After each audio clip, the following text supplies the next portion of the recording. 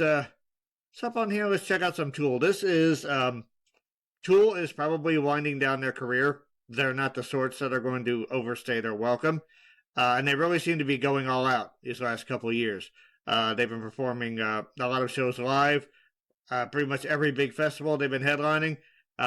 Maynard even had the I don't remember what it was called, but it was like his other two bands, A Perfect Circle and Pussifer and Primus. That tour had a name, Sesenta, something like that. Anyone out there knows, let me know. Yeah, so they've been still going strong. This is a live performance of the song Invincible from Buffalo in 2023. And if you comb the channel's archives, you'll actually find a few videos of Danny that he took when he was on his way there and when he was there. He's told me some pretty cool stories about that. So let's check out Tool live in Buffalo in 2023.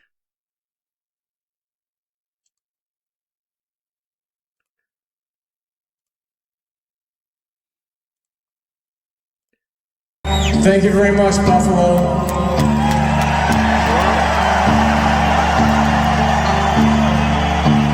Turn this fucking light off, dumbass. Jesus fucking Christ, it's like, my fucking 7-year-old's better at this shit than you. Come on.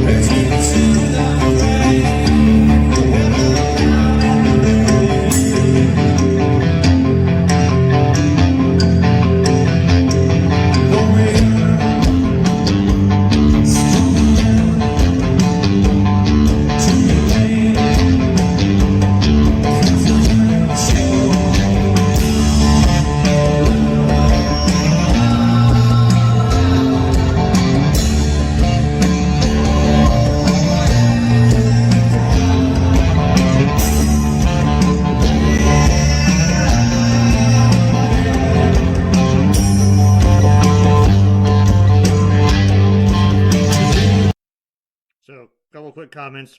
First of all, I love getting this up close looking at him while he plays this.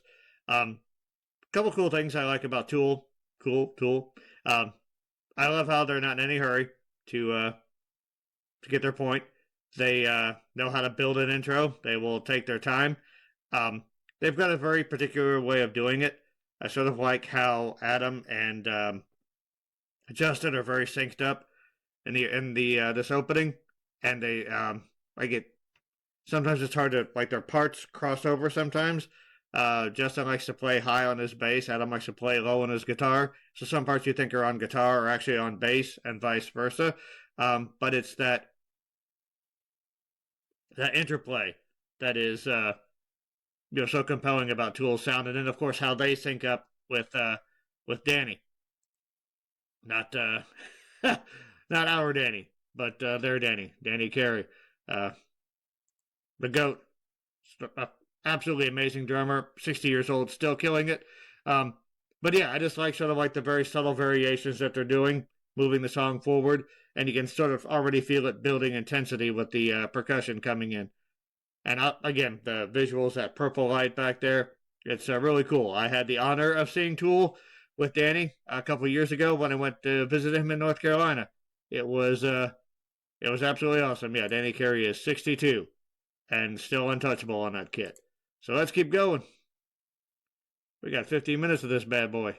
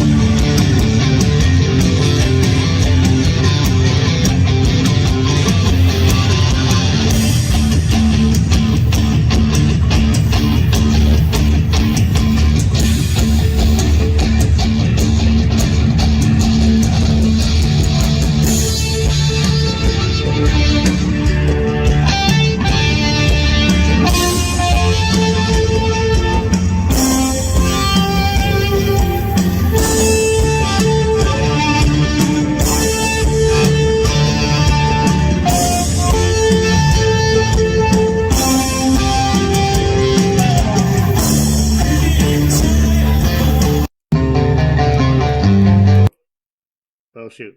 Let me move that forward. I don't know what happened, but what I was going to say was that Adam is not there to perform any gymnastics routines or to impress you with his footwork. He is going to play his instrument. I always loved Adam's style. It's very he can play conventional lead really well, and like he's a great chugga guy. Tony Iommi would be proud, but he also has this palette of bizarre sounds that are just like out of this world, like the sucked into a black hole sound. And Justin, much more of a rocker. I always liked Justin's look. He just like the aging rocker. He has that look just down. And I sort of like how he's the more animated of the two, where Adam is just sort of, like Danny called him, the royal guard. He's just sitting there, not going to move. I also want to appreciate the fact that Maynard's in the background. He's removing the ego. Usually the rock frontman wants to be out on the stage with all the eyes on him. Maynard's letting the band take the spotlight. And I also like the fact that his voice he's got that very nasal focus to his sound, which allows him to cut through all of this wall of sound that these guys are generating. They make a lot of noise for three people. So you definitely need to have that a voice that can pierce that. So you basically have them setting the stage and Maynard narrating the story with his voice, which is awesome. Now,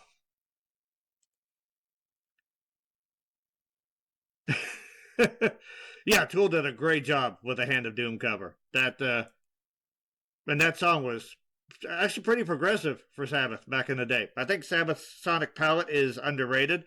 They actually could do a lot of different stuff, bluesy stuff, jazzy stuff, this like very complex proggy stuff, yeah, Hand of Doom was perfect for Tool. Now, we're live here, so let me make sure I've got this thing back at the right spot.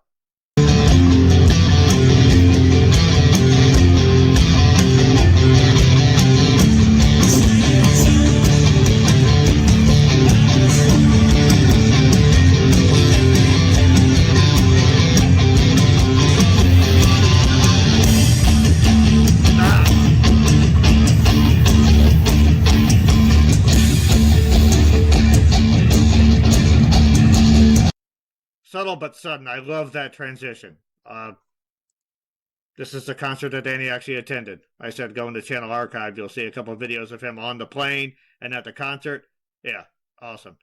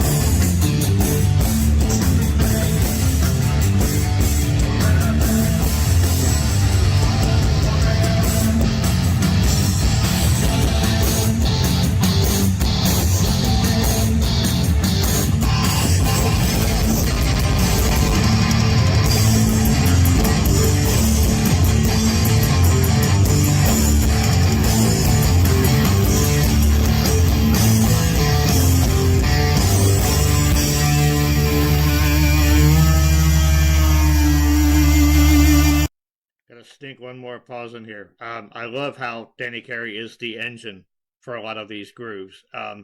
Like Adam's doing his awesome chugga chugga, Justin's holding down that bottom end, and you'll notice how active his left hand is. Adam is not playing like root notes of chords on that thing. Adam and Adam and Justin are very synced up, and they're both playing very active parts. And like I said, it's easy to get their parts confused sometimes. Schism is a good example that's fooled a lot of people. It's like, where's the bass? I also want to point out that I love how Maynard just sort of paces in a circle like a tiger during these instrumental sections. And while the band is sort of laying this out. See, Tool doesn't necessarily write songs. They're one of those, that very, very rare breed of band that is like they're weaving a sonic tapestry more than anything. And there's is as intricate as any, and more than most. But Yes, I love how like they're just laying down this web of sound, and Denny Carey's in the background. It sounds like there's a glacier falling off or a mountain crumbling. Just he's got so much power in us. He just knows how to create these monolithic grooves, but he can blast too when he has to. Just always a pleasure listening to Tool.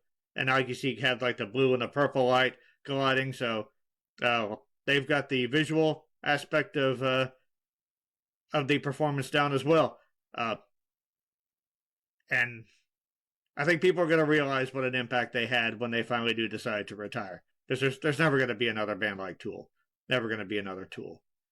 So let's keep going.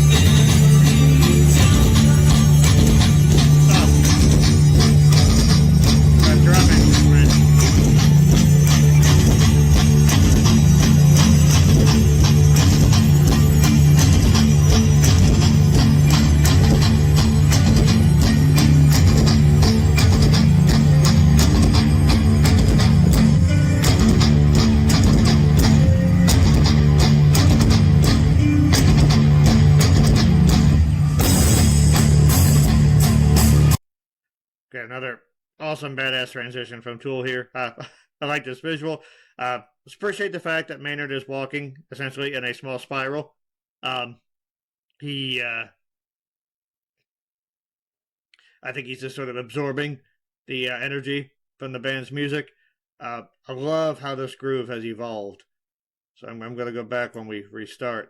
There was while Adam is doing that awesome chugga-chugging, there was a high-pitched sound that almost sounded like bagpipes. I'm wondering where that's coming from.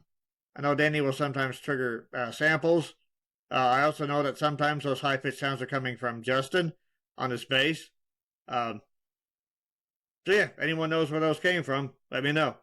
Let's get back into this awesome groove that they've settled into.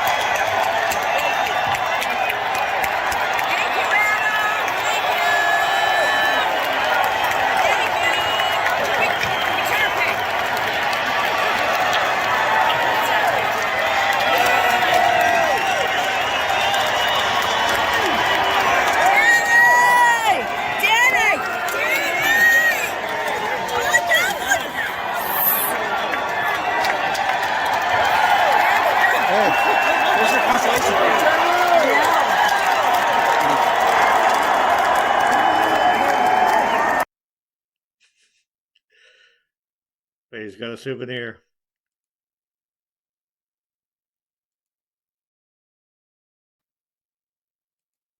So, yeah, Tool is absolutely awesome. That was a fantastic performance. I also want to compliment Justin on being able to look badass in a bow tie. I realized that. And they did this when Eddie and I saw them in Charlotte. The fist bump afterwards. I always thought that was cool. Just no hugging, no grandstanding, just boom, boom. Very professional. Nice job, guys. Those are guys that have been together for a while. But I think because Tool didn't over tour and because they didn't go into the album tour, the constant cycle of that, I think they never reached the point where they were sick of each other. If you just sort of look at how Tool has done things, they had a great career plan for longevity and also for consistency. So they didn't release an album just because a label wanted them to. They released it when they were ready.